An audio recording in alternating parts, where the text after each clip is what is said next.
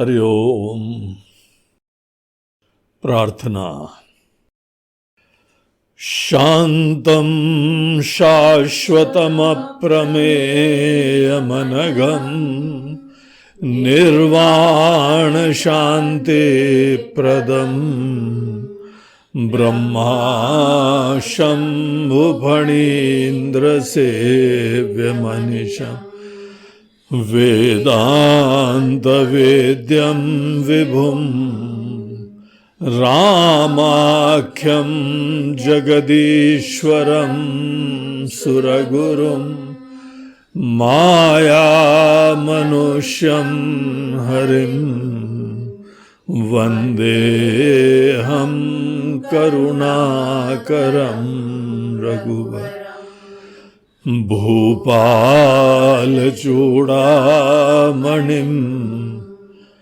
नान्यास्पृहा रघुपतेर्हृदये स्मदीये सत्यं वदामि च भवानखिलान्तरात्मा भक्तिं प्रयच्छ रघुपुङ्गवनिर्भरां मे कामादिदोषरहितं कुरु मानसं च अतुलितबलधामं हेमशैलाभदेहं दनुजवनकृशानुं ज्ञानिनामग्रगण्यम् सकलगुणनिधानं वानराणामधीशम्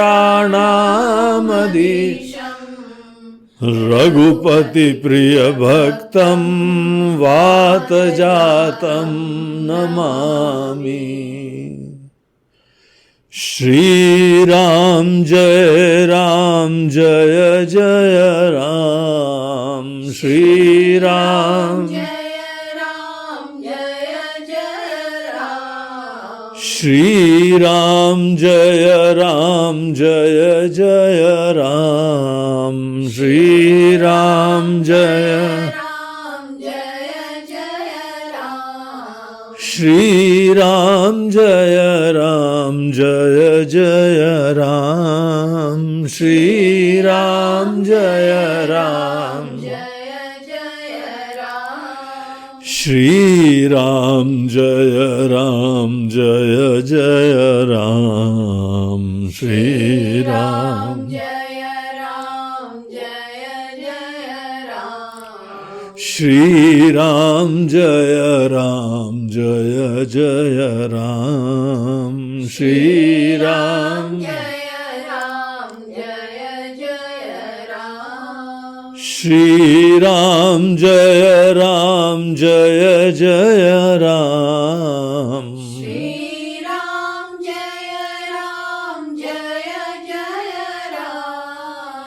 श्रीराम जय राम श्रीराम जय राम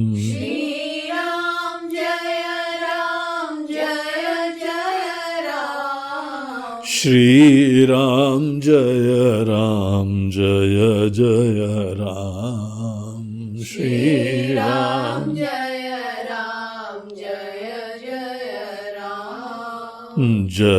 जय राम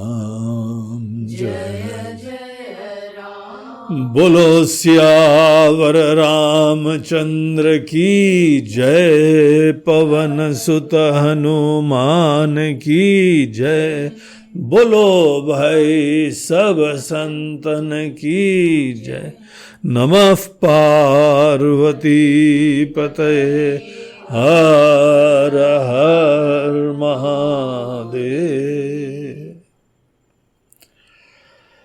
हरि ओम। कल हम लोग अपने सुंदरकांड के प्रसंग में देख रहे थे कि कैसे हनुमान जी ने पूरी लंका को जला के सीता जी के पास आए, सीता जी से निवेदन करा कि हे माता जी आप भी कोई हमको चिन्ह दीजिए राम जी के पास पहुंचाने के लिए। तो हनुमान जी के इस निवेदन पे सीता जी ने अपनी चूड़ामणि उतार के दी और कुछ बड़ा विशेष पर्सनल संदेश दिया। ऐसा संदेश जो केवल सीता जी और राम जी ही जानते थे। एक घटना का रेफरेंस दिया, और वो भी एक ऐसी घटना जिस घटना में भगवान जो है वो भक्त वत्सल दिखाई पड़ते हैं। सीता जी को थोड़ा सा कष्ट हुआ, एक कौवे ने चोंच मारी तो कौवे को ऐसा दंड दिया, तीर उसके पीछे फेंक दिया, वो भी घास के तिनके का। घास का तिनका भी मुसीबत का स्रोत बन गया। बाद में दुनिया भर में गया, लेकिन जिससे अपराध करा था उससे गलती नहीं मांग रहा है, वहां पे क्षमा नहीं मांग रहे, और दुनिया भर में जो है वो ढोक दे रहे हैं, वहां पे माथा टिका रहे हैं। कहीं पे स्वीकार नहीं होता है। उनके हितैषी लोगों ने बोला कि जाओ, वहां पे जाओ जहां पे गलती करके आए हो, उधर क्षमा मांगो, वो ही तुमको क्षमा कर सकते हैं, अन्यथा तुम्हारा कोई उद्धार नहीं होगा। तो भगवान ने जो है उनको जीवन दान तो दे दिया, एक छोटा सा दंड, क्योंकि तीर निकल गया था, इसीलिए एक आंखी कर दिया, एक आंख कौवे की जो है फोड़ दी। गलती करी, मिनिमम पॉसिबल दंड मिला, दोनों आंखें नहीं फोड़ी। और इस तरीके से उनके अंदर ही अवेयरनेस उत्पन्न करवाई। वो प्रसंग जो है वो संदेशा के लिए देती है, उस समय वहां कोई नहीं था। ऐसा संदेश जब हनुमान जी देते हैं तो पता लग जाता है कि तो और भी प्रमाणित हो गया कि सीता जी के पास से आ रहे। तो इस प्रकार से ये सब उनका संदेश भी लिया, उनको अनेकों प्रकार से धीरज भी बंधाया। चरण कमल सिरुनाई कपि, गवनु राम पहि कीन। और उनको प्रणाम करके चरणों में वंदना करके राम जी के पास के लिए प्रस्थान करा। अब देखिए आगे की चौपाइयाँ पढ़ते हैं, फिर क्या होता है। हनुमान जी फट से समुद्र पार पहुंच जाते हैं। जाते जाते एक बार सब लोगों को बाय बाय टाटा भी करा उन्होंने। चलत महाधुनि गर्जसी भारी, गर्भ स्रवहि पुनि निशिचर नारी। नागी सिंधु एहि पारहि आवा, सबद किलिकिला कपिन सुना। हर्षे सब बिलोकि हनुमाना, नूतन जन्म कपिन तब जान। मुख प्रसन्न तन तेज बिराजा, कीन्हे श्री रामचंद्र कर काजा। मिले सकल अति भय सुखा, तलभत मीन पाव जिमि बारी। चले हर्षि रघुनायक पासा, पूछत कहत नवल इतिहासा। तब मधुबन भीतर सब आए, अंगद सम्मत मधुफल खाए। रखवारे जब बरजन लागे, मुष्टि प्रहार हनत सब बार। जाई पुकारे ते सब, बन उजार जुबराज। सुनि सुग्रीव हर्ष कपि, करि आए प्रभु का, सियावर रामचंद्र की जय। पवन की जय। बोलो भाई सब संतन की जय। चलत महाधुनि गर्ज सी भारी। चलते हुए हनुमान जी ने एक बहुत भारी गर्जना करी। ऐसी भयंकर गर्जना कि लंका के लोग एकदम घबरा गए, डर गए। ये क्या हो गया? कौन सा पहाड़ टूट गया? कौन सा भूकंप आ गया? एक बार हमको याद है भूकंप आया था तो ऐसी पृथ्वी के अंदर से गर्जना हुई थी। ऐसी आवाज आती है भयंकर। तो ऐसी आकाश में गर्जना हुई। और यहाँ पे गोस्वामी जी बोलते हैं, गर्भस्रवहि सुनि निशिचर नारी। राक्षसों की जो नारियां थी, पत्नियां थी, उनके गर्भ स्रवित होने लगे, गर्भ गिरने लगी। बहुत जब घबरा जाते हैं, इमोशनल अपहीवल्स, वो आदमी के शरीर के अंदर दुनिया भर के विकार ले आते हैं। तो यहाँ पर इसीलिए महिलाओं को जो गर्भवती होती हैं बहुत प्रेम से, स्नेह से, आत्मीयता से रखने के विधान होते हैं।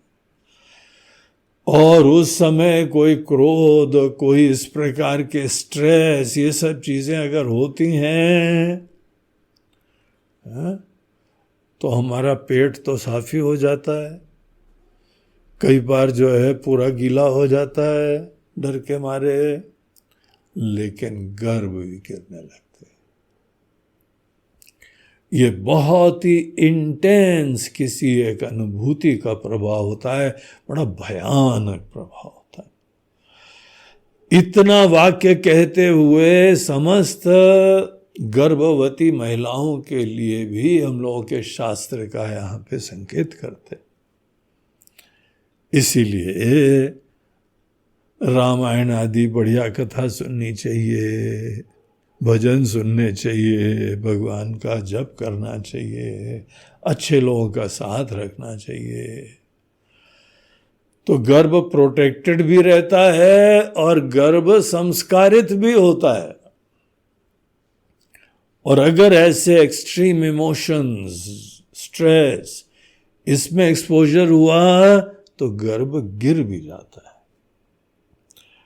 गर्भस्रवहि सुनि निशिचर नारी। तो ये तो हनुमान जी का bye bye, good bye, tata था। राम राम था सबको। अच्छा, अब तो हम चलते हैं। अच्छा, तो अब हम चलते हैं। इस तरीके से हनुमान जी ने सबको वहां पे विदाई करी और चुटकी भर में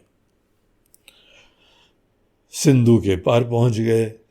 नागी सिंधु एहि पार ही आवा।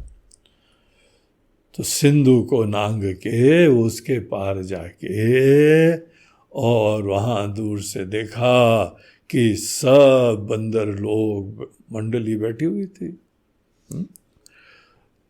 सब भजन कर रहे थे, राम नाम संकीर्तन कर रहे थे। श्री राम जय जय राम। केवल राम नहीं, इस समय तो जय हनुमान, उनका भी जप चल रहा था। वही है हमारे उद्धार के एकमात्र हेतु। और जब हनुमान जी ने उन लोगों को देखा तो हर्ष ध्वनि करी, हुर्रे, जय श्री राम। उसको बोलते हैं शब्द किल किला कपिन सुनावा, किलकिला शब्द जो है हर्ष ध्वनि होता है, किसी की खुशी का। जहां पता लगा आपको विजय प्राप्त हो गई, इंडिया को भी जीत प्राप्त हो गई, तो अनेकों लोग सबद किलकिला, किलकिला शब्द चारों तरफ से सुनाई पड़ता है, हुर्रे। तो इस प्रकार से हनुमान जी ने भगवान का नाम उस अंदाज से लिया कि पता लग गया, जय श्री राम। उनकी आवाज में लग रहा था बहुत ही जो है वो हर्ष है, मिशन सक्सेसफुल। और हनुमान जी को देखते हुए ही हर्षे सब बिलो की हनुमाना, नूतन जन्म कपिन तब जाना। तो सब वानर लोगों को तो पता लग गया कि नया जन्म मिल गया है, क्योंकि हमको बताया गया था अगर सीता जी को ढूंढ के नहीं आया सबको मारूंगा सबको जो है उस पार पहुंचा देंगे हम। तो सुग्रीव ने भी इस प्रकार से सब वानरों को उनके हिसाब से, वो जिसकी जैसी भाषा समझ में आती है उसको वैसी तो बनाना पड़ता है। अब वानर ठहरे, उनको जो है अब बंदर बुद्धि है, तो बंदर बुद्धि को उनके हिसाब से बताना पड़ता है। सुनिश्चित कर दो कि हाँ बात पता लग जाए, मारूंगा तुम लोगों को। और वो जानते थे सुग्रीव ने कहा तो उनको कौन रोकने वाला, यही तो जो है अल्टीमेट कॉन्स्टिट्यूशन है, यही संविधान है, यही लॉ मेकर है। मोनार्की में राजा ही लॉ मेकर होता है और उससे ऊपर कोई नहीं होता है। तो उन्होंने बोल दिया तो मारेगा। सीता जी को भी पता था, रावण ने 1 महीना दिया है उसके बाद मारेगा। और जो राजा के पद पे होता है उसने एक बार बोल दिया तो करना पड़ता है, सत्य वचन होना पड़ता है, सत्य संकल्पी होना पड़ता है, नहीं तो लोग लाइटली लेंगे, बोलते हैं तो हर बार बोलते हैं, मारते थोड़ी है। एक बार अच्छी तरह मार दो तो फिर उसके उपरांत सब डर जाएंगे, नहीं नहीं इनका वचन है, पालन करना आवश्यक है। तो वो तो है, ऐसा उनको खुशी लगी, नूतन जन्म कपिन तब जाना, नया जन्म मिलने का आनंद हुआ है। अब जो भी हमारा जन्म है सब एक्सटेंशन है, सब बोनस है, नहीं तो गए थे काम से। अभी सब बैठे बैठे समुद्र तट पे अपने अंतिम क्षण गिन रहे थे, कैसे मारेगा, हाँ? तीर से मारेगा, लटका के मारेगा, पिटाई से मारेगा, कैसे मारेगा, जला के मारेगा, हाँ? यही सब विचार चल रहा था। सडनली हनुमान जी आए और जो किलकिला शब्द करा, आ गए हनुमान जी। हर्षे सब बिलो की हनुमाना, बड़े हर्षित हो गए। और हनुमान जी का चेहरा जब उन्होंने देखा, मुख प्रसन्न तन तेज विराजा, मुख एकदम प्रसन्न और बड़ा तेजस्वी। ऐसी तेजस्विता, ऐसी प्रसन्नता जो मन के अंदर कार्य की सिद्धि और संतुष्टि के बाद आती है। चेहरा सबका जो है वो बोलता है, चेहरा जो है वो बहुत बढ़िया डैशबोर्ड होता है गाड़ी का, सब इमोशंस बता देता है। बहुत ज़्यादा आपको बोलने की इतनी ज़रूरत नहीं पड़ती है, जब बोलो तो उसी चीज़ को और अच्छी तरह से व्यक्त करने के लिए बोलो। अन्यथा आदमी दुखी है, सुखी है, डिप्रेस्ड है, हवा में है, चेहरा सब बता देता है। तो हनुमान जी का चेहरा देखने मात्र से सब समझ गए कि नैसी रामचंद्र कर काजा। राम जी का काम करके आ रहे, क्या खुशी उन लोगों को मिली, और बहुत ही प्रेम से बड़े उत्साह से सब मिले। और हनुमान जी का भी ये स्वभाव है कि जो भी छोटे वानर हैं, कोई भी हो, छोटा है, असमर्थ है, लेकिन हमारा साथी है, उसकी इज्जत करो, उसको जो है वह प्रेम दो, इज्जत दो, सांत्वना दो। तो ये लोग मिले सकल अति भय सुखारी, सब उनसे मिले बड़े प्रेम से और बहुत ही सुखी हुए।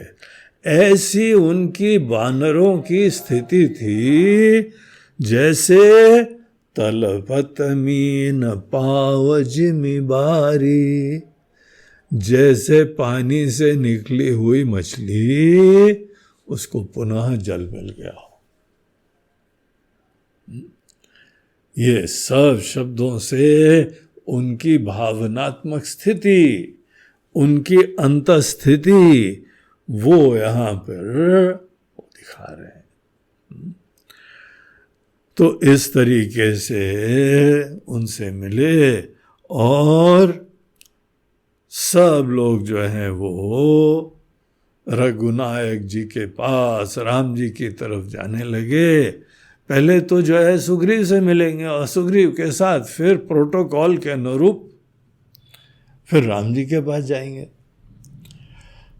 चले हर्षि रघुनायक पासा, पूछत कहत नवल इतिहासा।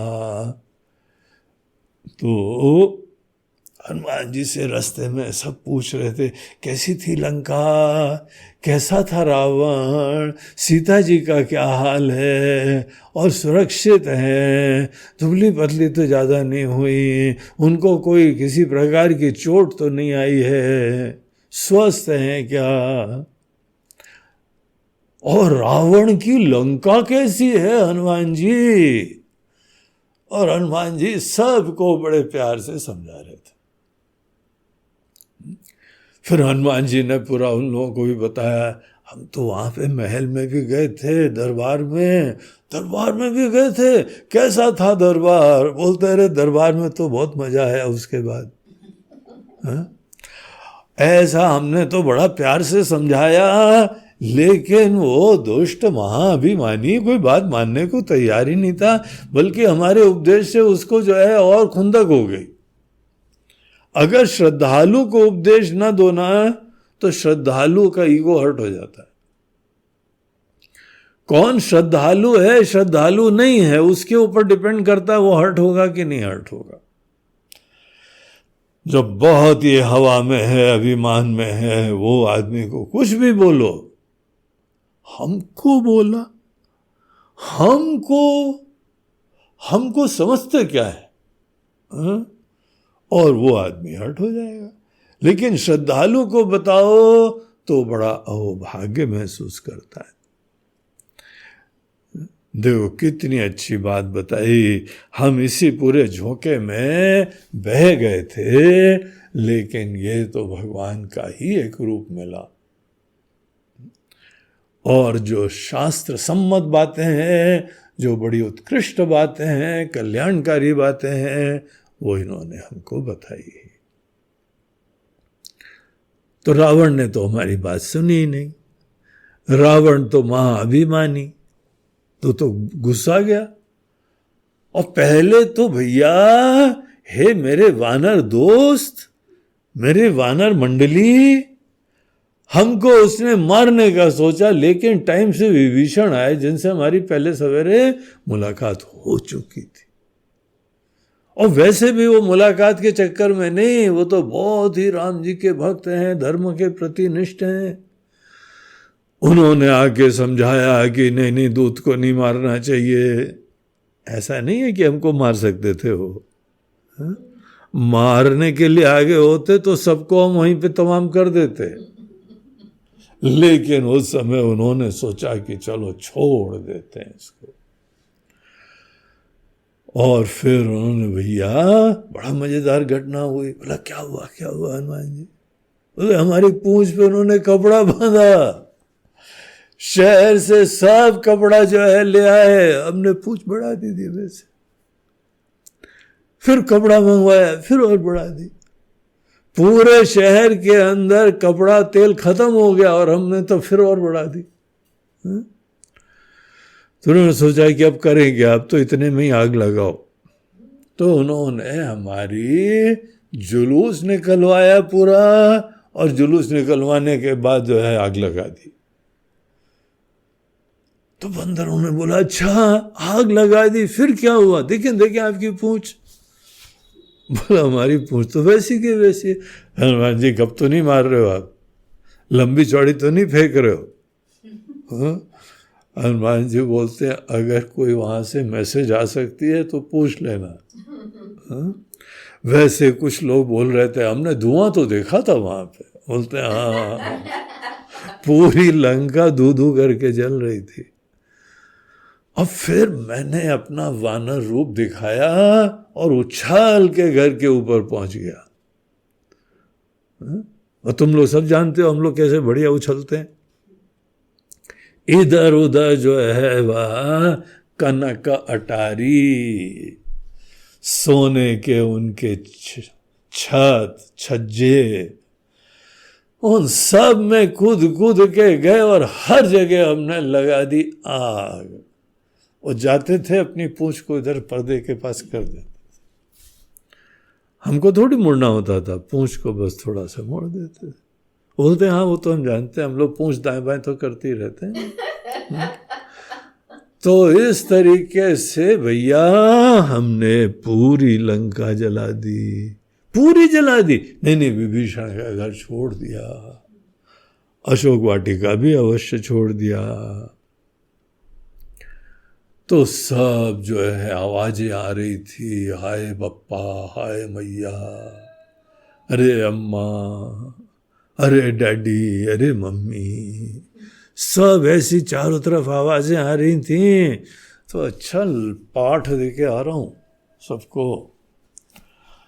और फिर सीता जी के पास हम पुनः गए। पहले तो उनको मनाना, उनका विश्वास जीतना भैया बहुत बड़ा चैलेंज था।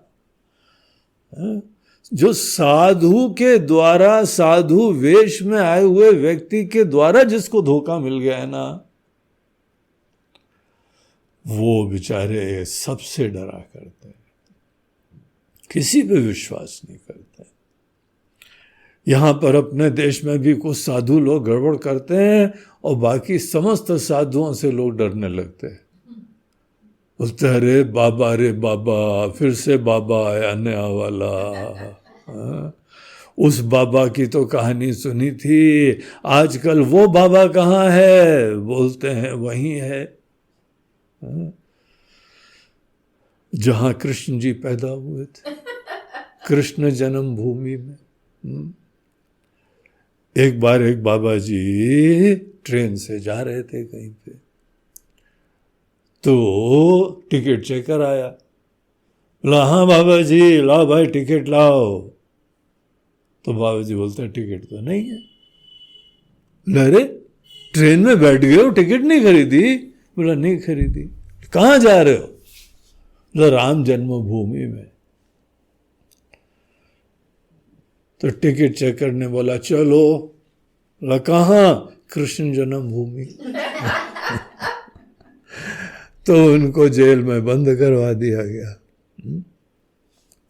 अब इस तरीके से यहाँ पर जो है वो हनुमान जी ने सबको अच्छी तरीके से पाठ सुनाया, खूब कहानियां मजेदार सुनाई।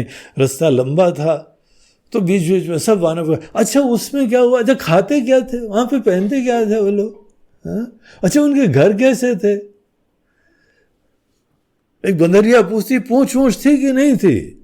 बोला नहीं पूंछ वाले नहीं होते असुर लोग। अरे फिर क्या बेकार, कोई सुंदरता ही नहीं है बगैर। तो बड़े कुरूप थे क्या बोलते नहीं, बाकी तो मेकअप अच्छा रहता था, बड़े बने ठने रहते थे, लेकिन अंदर कचरा होता था। ऊपर से सब बन ठन आई श्याम प्यारी रे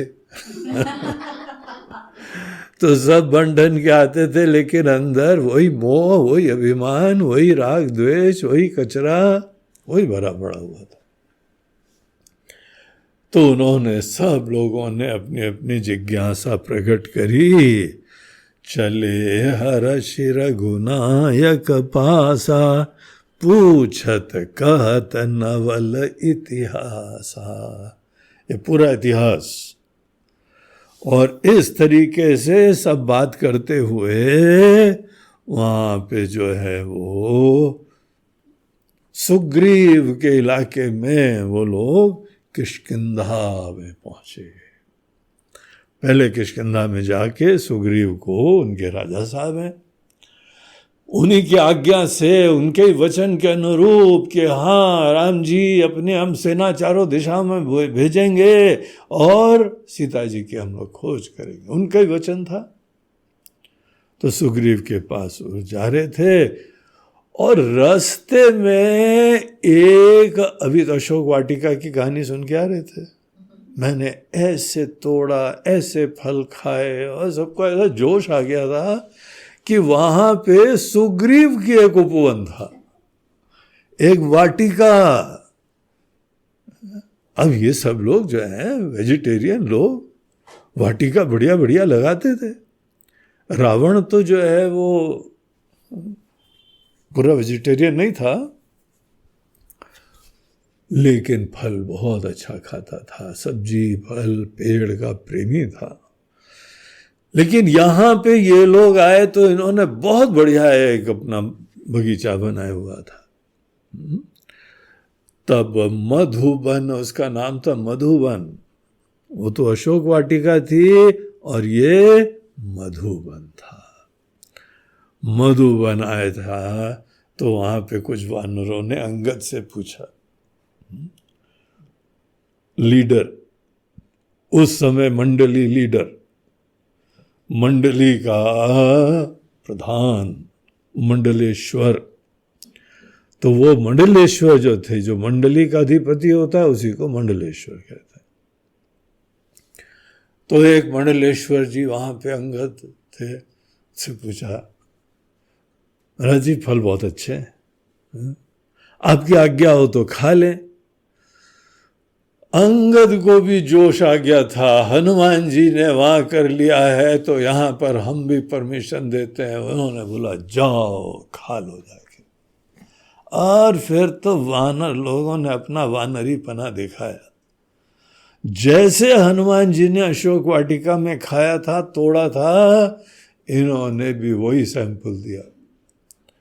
अनेकों पेड़ उखाड़ के फेंके और कुछ खाए, कुछ फेंके, कुछ जमा करे, जैसी जिसकी मनोवृत्ति थी। तब मधुबन भीतर सब आए, अंगद सम्मत मधु फल खाए। रखवारे जब बरजन लागे, वहां के भी रखवारे जब बड़े गरजने लगे, जब उनको वर्जित करने लगे, रोकने लगे, तो उनको याद आया कि हनुमान जी ने ऐसे मुट्ठी मारी थी, मुष्टि प्रहार हनत सब भागे। ऐसा जो है घूंसा मारा उन्होंने, वो सब भागे। और भाग के सुग्रीव के पास पहुंचे। बोला, महाराज महाराज सुनो जरा ध्यान से। जाई पुकारे ते सब बन उजाड़ युवराज। युवराज जी लगे हुए हैं उजाड़ने में, और युवराज जी ने सब वानरों को अनुमति दे दी है, खाओ। अब हम लोग क्यों नहीं एंट्री देते हैं, आपको तो पता है ना। ये फल थोड़ी आराम से पेड़ से एक एक तोड़ के खाते हैं। डाल ही तोड़ देते हैं, पेड़ ही तोड़ देते हैं, उछलते हैं धम धम, आके ठहरे वानर, इसीलिए तो आपने मना करा है ना, किसी को एंट्री नहीं देना है। बोला हाँ, तो सब उजाड़। और युवराज जी के अंदर ऐसा जोश आया हुआ है कि वो भी उजाड़ रहे हैं। तो यहाँ पे सुग्रीव ने सुना और सुग्रीव समझ गए, ऐसा साहस हमारे वानर, हमारे युवराज, हमारे मधुबन के बारे में कर ही नहीं सकते। नॉर्मल सिचुएशन में इनकी तो एंट्री भी बड़ी मुसीबत से होती है, संकोच में जाता है। वो भी खा रहे हैं, इसका मतलब खुशखबरी है। सुनि सुग्रीव हर्ष कपि, करि आए प्रभु काज। सुग्रीव भी बड़े हर्षित हो गए, बड़े खुश हो गए और समझ गए कर आए प्रभु काज। सीता जी मिल गई लगता है, और मिल ही नहीं गई है, उससे काफी आगे की अच्छी खबर कुछ सुनने वाले हैं हम। कुछ बहुत कुछ हुआ है बढ़िया बढ़िया। तो जो चौकीदार लोग आए थे तो उन्होंने बोला कोई बात नहीं, खान दो। चौकीदार भी आंख फटी फटी, खान दो महाराज। बोलते हैं हाँ खाने दो, युवराज है आखिर। युवराज अंगद की अगर इच्छा है कि ये सब फल खाएं तो हमको भी स्वीकार, कोई बात नहीं। तो ये बात जहां कही गई, फिर आगे देखिए पढ़े। जो न होती सीता सुधि पाई, मधुबन के फल सकहीं की खाई। एहि विधि मन विचार कर राजा, आई गए कपि सहित समाजा। आई सबनि नावा पद सीसा, मिले सबनि अति प्रेम कपीसा। पूछि कुशल पद देखी, राम कृपा भा काजु बिसेखी। नाथ काजु कीन्हे हनुमान, राखे सकल कपिन कह प्राण। सुनि सुग्रीव बहुरि तेहि मिलेउ, कपिन सहित रघुपति पहि चलेउ। राम कपिन जब आवत देखा, किए काजु मन हर्ष विशेखा। फटिक शिला बैठे दो भाई, परे सकल कपि चरण जाय। प्रीति सहित सब भेटे, रघुपति करुणा कुंज। पूछ कुशल नाथ अब, कुशल देखी पद कंज। सियावर रामचंद्र की जय, पवन सुत हनुमान। बोलो भाई सब संतन की जय। सुग्रीव विचार कर रहे हैं, जो न होती सीता सुधि पाई। अगर सीता जी का संदेश, उनकी खबर, खैर खबर अगर नहीं मिलती, और अगर वो गुड न्यूज नहीं होती, मधुबन के फल सकहीं की खाई। क्या हमारे मधुबन के फल खाने में कोई शक्य होता? अर्थात नहीं होता।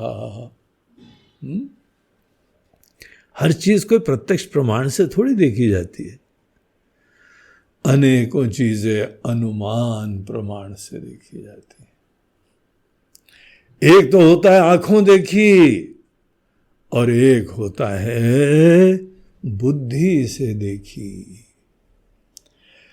अब कहीं पर जो है आपने देख लिया है कि जहां जहां आग होती है वहां धुआं होता है। आपको पता है कि जहां आग होती है वहां धुआं जरूर होता है। अब आप कहीं पे जा रहे थे और आपको धुआं दिखाई पड़ा, है? अब ये थोड़ी है नहीं नहीं हमको आग दिखाओ, हमको आग दिखाओ तभी हम मानेंगे। बोलते हैं ये चीज ज्ञान के चक्षु से देखा जाता है। जहां जहां आग है वहां धुआं है, और जहां धुआं है वहां पे आग होनी ही चाहिए। आपको देखने की कोई जरूरी नहीं है। तो देखो अनुमान प्रमाण से सुग्रीव जान गए। दुनिया में भी आपको ईश्वर नहीं दिखाई पड़ते हैं तो ज्ञान के चक्षु से देखना होता है। आपको पता है ना कि बगैर कारण के कोई कार्य नहीं होता है, बगैर कुछ बनाए कुछ बनता नहीं है। किचन में डेली बनाते हो ना, डेली जो है घर की गृहिणियां भोजन बनाती है ना। किसी दिन बीमार हो जाए तो उस दिन तुमको क्या होता है, बाहर से खाना मंगाना पड़ता है ना, या खुद रोटी बेलनी पड़ती है और दुनिया भर के नक्शे बनाने पड़ते हैं। सब देश के नक्शे बन जाते हैं लेकिन गोलाकार नहीं बनता है। तो उससे क्या ज्ञान होता है कि बगैर सृष्टा के कोई सृष्टि होती ही नहीं है, बगैर किसान के खेती नहीं होती है, बगैर उद्योगों के उत्पाद नहीं होता है। पता है ना ये। अब ये जब हमको ज्ञान हो गया उसके बाद हम दुनिया देखते हैं। दुनिया एक सृष्टि है, इतना व्यवस्थित रूप से चल रही है, इतना सुंदर बनी हुई है। किसी के घर जाएं बहुत सुंदर है, क्या डेकोरेशन है, क्या इंटीरियर्स हैं, क्या पता लगता है। कोई घर का स्वामी, कोई गृहिणी, कोई स्वामिनी है तो, लेकिन साथ साथ एक और ज्ञान हो जाता है कि वो कितना आर्टिस्टिक है, कितना सेंसिटिव है, कितना क्रिएटिव है। वो छलक रही है क्रिएटिविटी, आर्टिस्टिक सेंस छलक रहा है। घर में देखो एंट्री के समय ही क्या सुंदर मूर्ति है, और क्या लाइटनिंग है, क्या यहां पे फ्लावर डेकोरेशन है।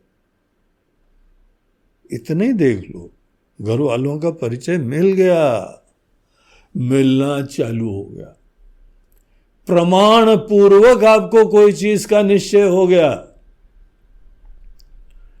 उसी तरीके से जब दुनिया देखी जाती है, इतनी सुंदर दुनिया, इतनी व्यवस्थित दुनिया,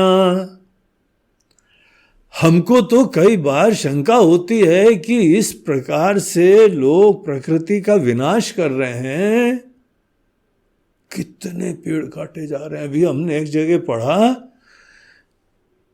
कि हर मिनट इतने पेड़ काटे जाते हैं कि एक फुटबॉल फील्ड खाली बन जाए। एक मिनट में बड़ी बड़ी मशीनें लगी हुई हैं पेड़ काटने के लिए। पृथ्वी को जो है वह वन विहीन कर रहे हैं, क्योंकि लकड़ी जैसी कोई चीज ही नहीं है। लकड़ी का फर्नीचर हो, लोहे का फर्नीचर हो, कितना जमीन आसमान का भेद होता है।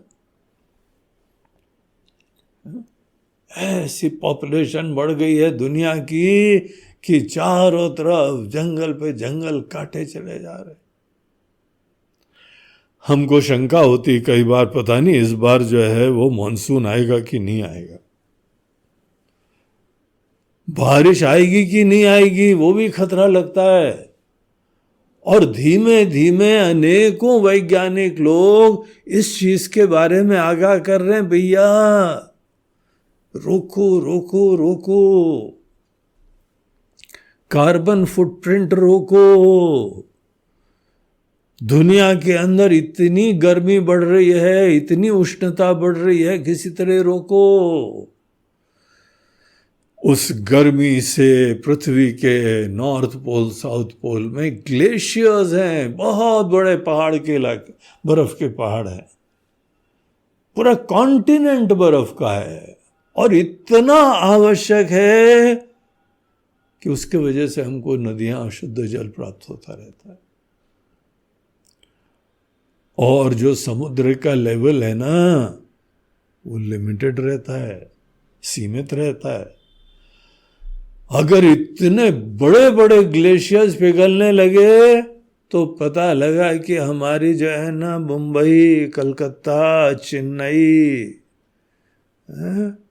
गुजरात के तट पे अनेकों शहर सब पानी में डूब जाएंगे। जैसे द्वारका डूब गई ना, वैसे पता लगा कि अभी नई द्वारका भी जाएगी,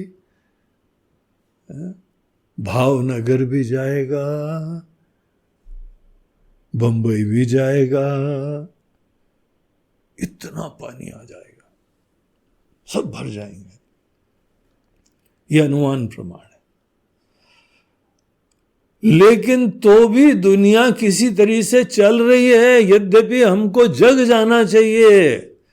अगर दुनिया ऐसी सुंदर बनी है और चल रही है, इससे क्या शिक्षा मिलती? अनुमान प्रमाण से जहां पर सृष्टा है वहां सृष्टि होती है, जहां सृष्टि है सृष्टा होना ही चाहिए। और सृष्टा कैसा होना चाहिए वो भी थोड़ा ध्यान दो तो पता लग जाता है।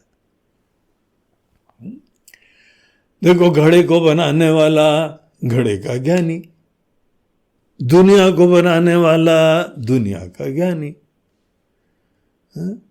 घटकर्ता घटज्ञ, सर्वकर्ता सर्वज्ञ। तो जो बनाने वाले हैं वो कैसे हैं? इतने ज्ञानवान है, दुनिया भर का ज्ञान सब उनके अंदर, क्योंकि सब उन्होंने बनाया ना। इतना ही नहीं है कि ईश्वर, जो सृष्टि देख के ईश्वर का अस्तित्व आप निश्चय कर लो, वो ईश्वर सर्वज्ञ है, इतने ज्ञानी है। और केवल ज्ञान से काम नहीं बनता है, शक्ति भी होनी चाहिए, करने का सामर्थ्य होना चाहिए।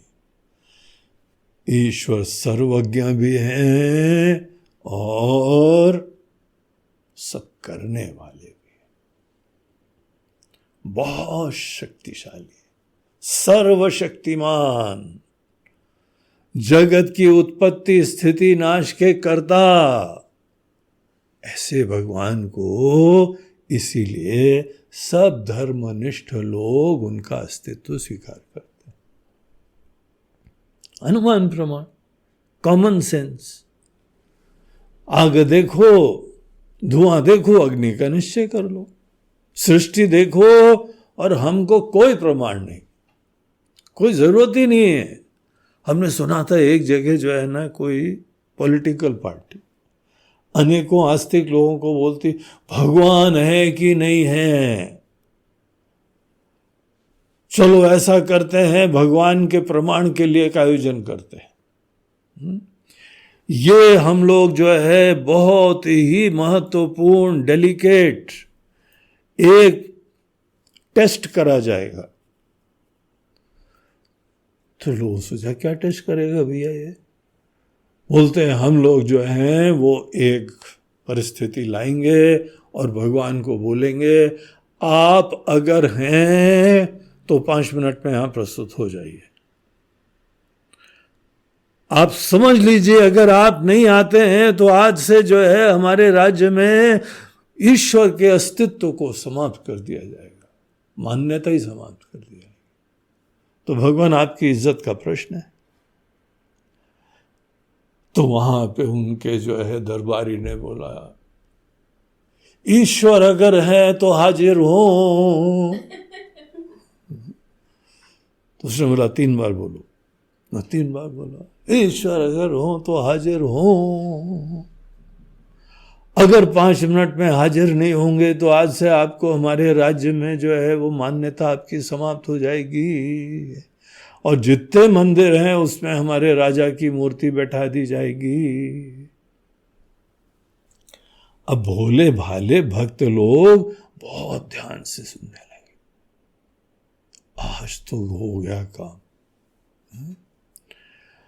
और घड़ी देखना चालू हुई, उनके हिसाब से जो भी घड़ी होती थी, और जहां पे देखा कि टाइम ओवर, कोई आया ही नहीं, तो ढिंडोरा पिटा। देखो देखो, हमने एक बार ईश्वर को चांस दे दिया था और ईश्वर आए नहीं, इसका मतलब है ही नहीं, प्रत्यक्ष अनुभव हमको हुआ ही नहीं। अगर ईश्वर को हम अपने आंखों से देख लेंगे तो ही हम मानेंगे कि भगवान है।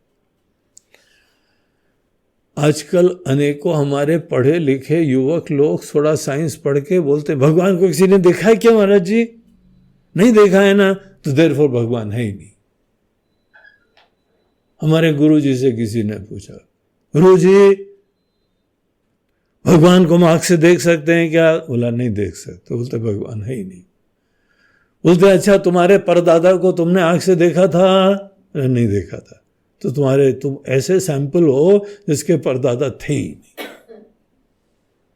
महाराज जी ऐसा कैसे हो सकता है? परदादा नहीं होते तो हम कैसे होते?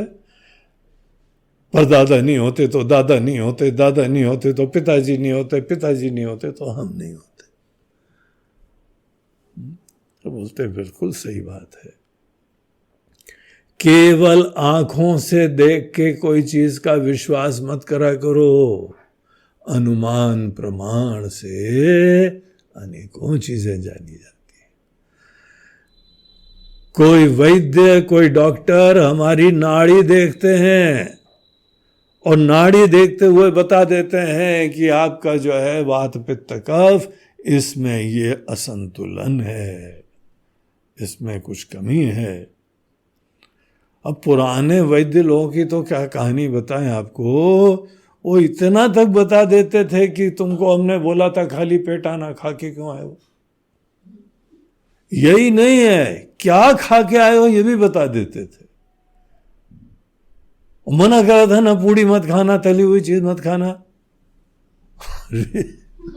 आपको कैसे पता लग गया? बोलते हैं अनुमान प्रमाण। अनुमान प्रमाण से पता लग जाता है। नाड़ी विद्या तुम्हारे पास भी हो तो तुम नाड़ी पे हाथ रखोगे तो तुमको पूरा ग्राफ सामने आ जाएगा कि ये जो है ना, ये खा के आ रहा है, ये पी के आ रहा है, इतना सोया है, इतना हो गया है, सब पता लग जाता। बस प्रमाण चाहिए, अनुमान प्रमाण। ये सब अनुमान प्रमाण है। डायग्नोसिस अनुमान प्रमाण है। ईसीजी आप लेते हैं, हार्ट की स्थिति हो जाती है, अनुमान प्रमाण होता है। ब्लड टेस्ट करते हैं और पता लग जाता है। बहुत मिठाई खा रहे हो आजकल। हमारे यहाँ पे आई स्पेशलिस्ट हैं, वो रेटिना देखते हैं, मशीन लगा के आंख का जो पर्दा है ना पीछे देखते हैं वो, और सीधे बता देते हैं स्वामी जी मिठाई खाना कम करो। हमने बोला हमारी रेटिना में कहाँ लिखा हुआ है वो मिठाई खाते हैं? बोलते हैं हाँ कुछ ना कुछ उसके लक्षण आते हैं, और फिर हम लोग अनुमान कर लेते हैं। हमको तो आश्चर्य है, अनेकों लोग यहां पे नास्तिक कैसे हो सकते हैं और अपने आप को साइंटिफिक बुद्धि का कहते हैं, कार्य कारण का संबंध मानते हैं, और तो भी ईश्वर के बारे में विश्वास नहीं करते हैं। अरे भैया थोड़े बुद्धिमान भी हो, जीवन में ईश्वर को सतत विश्वास करना चाहिए। जैसे हमारे सब रिश्ते नाते दिख रहे हैं ना, वैसे भगवान दिखने चाहिए तुमको। हर समय भगवान का अस्तित्व जीवन में मान के चलो। चलो हम लोगों ने यह जो है प्रसंग वशात अनुमान प्रमाण का कुछ जो है रहस्य आपको बता दिया। ईश्वर के अस्तित्व को मानने का तरीका बता दिया। यहाँ पे तो मधुबन में वानर लोगों ने खाया, और देखिए वानर लोग, सुग्रीव भी अनुमान करके जान जाते हैं, वो पता आप वानर से भी गए गुजरे हो क्या, भगवान को मानती नहीं हो। जो अभिमान करता है वो भगवान को नहीं मानता है।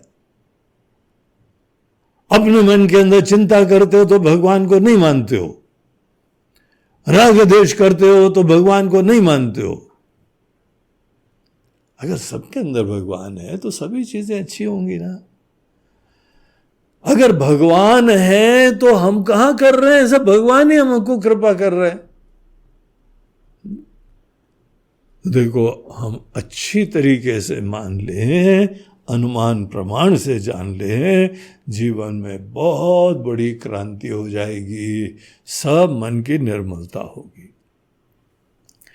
चलो हम अपने प्रसंग पे वापस आते हैं। यहाँ पे एहि विधि मन विचार कर राजा, तो राजा जो सुग्रीव हैं वो मन में विचार करते हुए कि अगर इन्होंने सीता जी की कोई अच्छी खबर नहीं मिली होगी तो कोई जो है हमारे बाग को तो किसी की मजौल छू नहीं सकता है। इन्होंने छुए नहीं, तोड़ दिया है। गुड न्यूज, कोई बात नहीं। और इस तरीके से वो सब वानर की मंडली आई सबनी नावा पद सीसा, मिले वो सबनी अति प्रेम कपीसा। कपीश, कपियों के राजा, उनसे आके सब मंडली मिली और सब लोगों ने बड़े आदर से उनका चरण वंदना करी, और सुग्रीव भी सबसे बहुत प्रेम से मिले उस सबनी अति प्रेम कपीसा। जिसके अंदर कॉमन सेंस है ना उसको पता लग जाता है, बगैर पूछे ही बहुत कुछ पता लग जाता है। अब आजकल का प्रॉब्लम यह है कि कॉमन सेंस भी बड़ा रेयर सेंस हो चुका है। अब कॉमन सेंस ही लोगों को नहीं है, इसीलिए ये लोग बोलते हैं भगवान है कि नहीं है। समझ लो जो जो बोले ना भगवान है कि नहीं है, वो लोग कॉमन सेंस तक नहीं है इस नालायक के अंदर।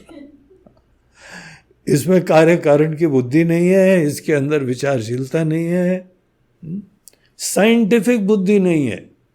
कार्य कारण के हिसाब से चिंतन, इसी को साइंटिफिक बुद्धि बोलते हैं। तो इस तरीके से वो लोग जो हैं वह उन्होंने सब कुशल पूछा और उन्होंने बोला राम कृपा भा काजु विशेखी। महाराज जी, राम जी की कृपा से केवल काम ही नहीं, भा काजु विशेखी, विशेष काम कुछ हुआ है। अच्छा, विशेष काम हुआ। और फिर जो है वो जाम्बवान जी थे, अंगद थे। हनुमान जी आगे नहीं बढ़ के मैंने करा, मैंने ये करा, मैं कुछ नहीं, चुपचाप पीछे खड़े हुए थे। लीडर लोग बात कर रहे थे। जो बड़े लोग होते हैं, श्रेष्ठ लोग होते हैं, वो जब होना तो पीछे शांत रहा करो। तब भी उछलोगे तो इन वानरों से भी गए गुजरे हो फिर से। राम जी जिस समय जो है वो जनकपुर में सीता जी के स्वयंवर में थे, सब राजा लोग आके उछल उछल के जो है ट्राई कर रहे थे, हम उठा ले, हम धनुष उठा ले, संधान कर लें, छू भी नहीं पा रहे थे। महाराज जनक ने बहुत ही क्षोभ व्यक्त करा, क्या पृथ्वी वीर विहीन हो गई है? तो भी राम जी नहीं उठे।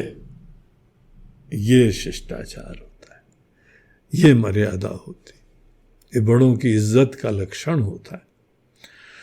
बड़ों की सन्निधि में छोटे लोग के अंदर अपने आप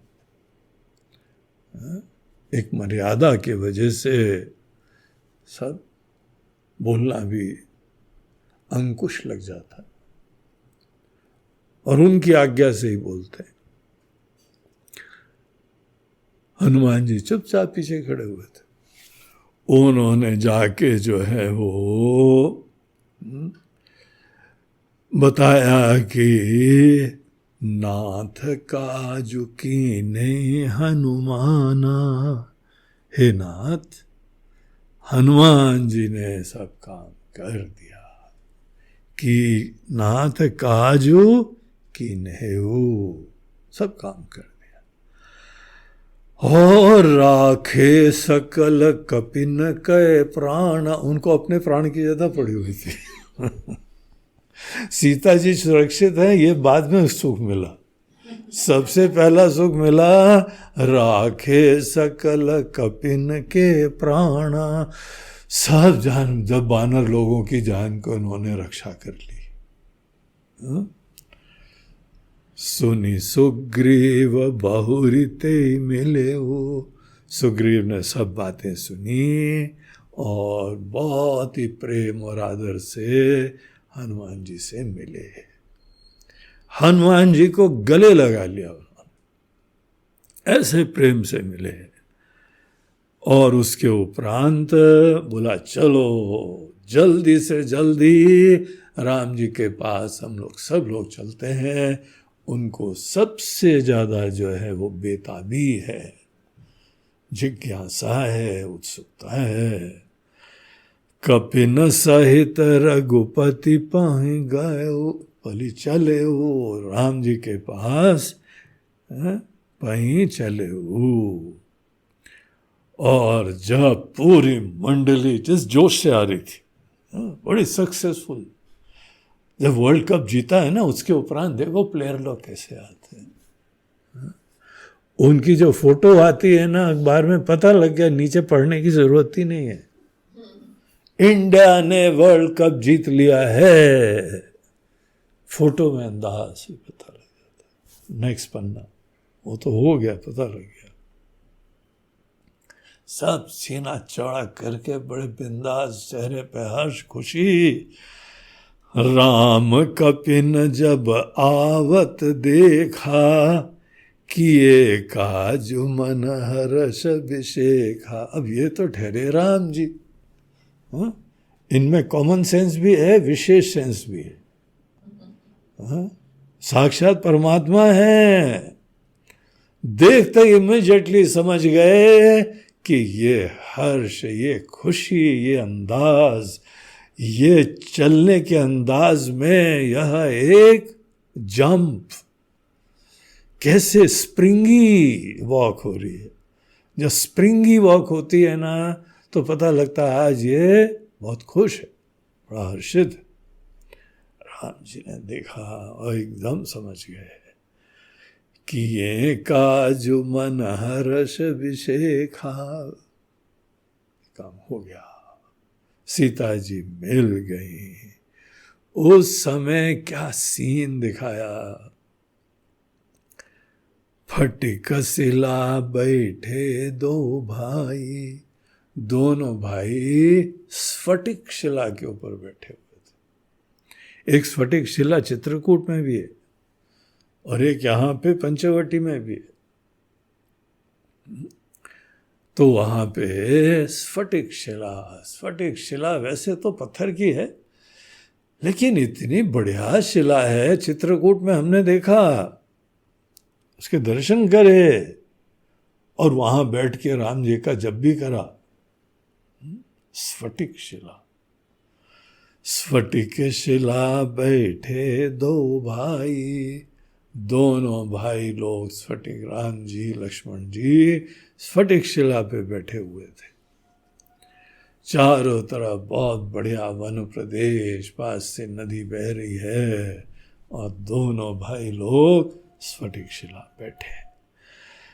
परे सकल कपि चरण जाई, सब वानर लोग वहां गए, सुग्रीव, अंगद और जितने वानर लोग थे, हनुमान जी, सब ने पहले भगवान की चरण वंदना करी। प्रीति सहित सब भेटे, बहुत प्रेम से मिले। रघुपति करुणा पुंज, करुणा के धाम राम जी को मिले और राम जी ने उनसे पूछा, पूछी कुशल नाथ अब, कुशल देखी पद कंज। वानरों ने भी कहा, प्रभु आपके चरण कमल के दर्शन से ही सब चीजें कुशल हो गई हैं। भगवान ने भी सबके कुशल क्षेम पूछी और उन्होंने जवाब दिया, प्रभु आपके चरण के दर्शन हो गए, बस दर्शन हो गए मतलब सब ठीक हो गया। ये आपके चरणों की महिमा है, इनके दर्शन करने मात्र से सब काम जो है वो हो गया। अब इस तरीके से वानर लोग सुग्रीव जामवंत आदि के साथ राम जी के पास पहुंच गए। अब राम जी को उसका पूरा डिटेल सुनाया जाएगा। और जामवंत जी जो सबसे वरिष्ठ थे उन्होंने बताना चालू करा। अब वो क्या बताया है ये फिर हम लोग का कल का प्रसंग है। श्री राम जय जय राम, श्री राम जय जय राम, श्री राम जय जय राम, श्री राम श्री राम जय जय राम, श्री राम जय जय राम, श्री राम जय जय राम, श्री राम श्री राम जय जय राम, श्री राम जय जय राम, श्री राम जय जय राम, श्री राम जय जय राम, श्री राम जय जय राम, श्री राम जय जय राम, जय जय राम, जय जय राम। बोलो सियावर रामचंद्र की जय, पवन सुत हनुमान की जय। बोलो भाई सब संतन की। नमः पार्वती पतये हर हर महादेव, नर्मदे हर। बोलो गंगा मैया की जय।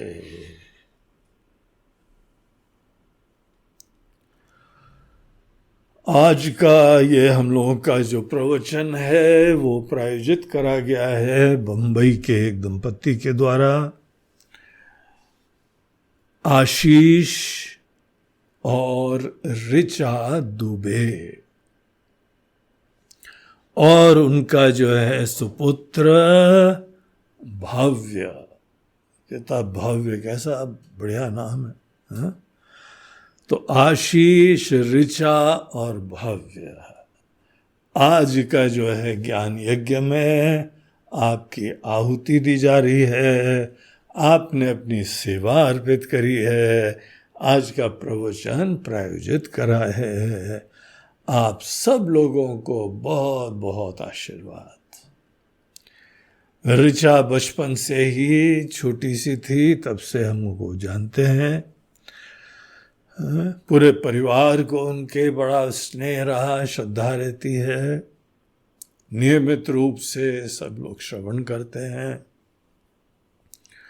बहुत ही जो है श्रद्धालु, सेवा भावी, बड़ी स्नेही और बहुत ही क्रिएटिव। बड़ी उत्साही, भिन्न भिन्न नवीन चीजें जो हैं वह निर्माण करती रहती है। ईश्वर ने बहुत सुंदर मन दिया हुआ है। आप सबको बहुत बहुत आशीर्वाद। ईश्वर आपकी सब मनोकामना पूर्ण करे और भव्य भी, एक बहुत ही भव्य व्यक्तित्व का धनी बने।